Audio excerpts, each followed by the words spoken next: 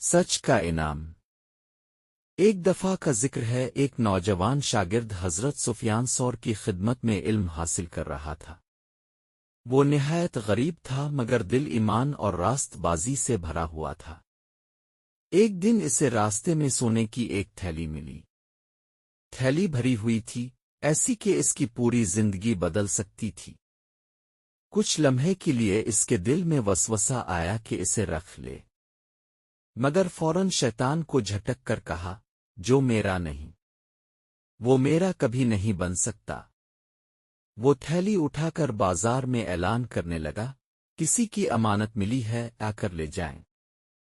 کئی لوگ جھوٹ بول کر مالک بننے کی کوشش کرتے رہے مگر اس نے ہر جھوٹ پہچان لیا۔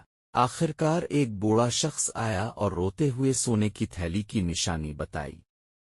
نوجوان نے فوراً امانت اس کے حوالے کر دی۔ بوڑھے نے کہا، بیٹا، یہ میرا زندگی بھر کا جمع کیا ہوا مال تھا، تم نے آج میرا گھر اجڑنے سے بچا لیا۔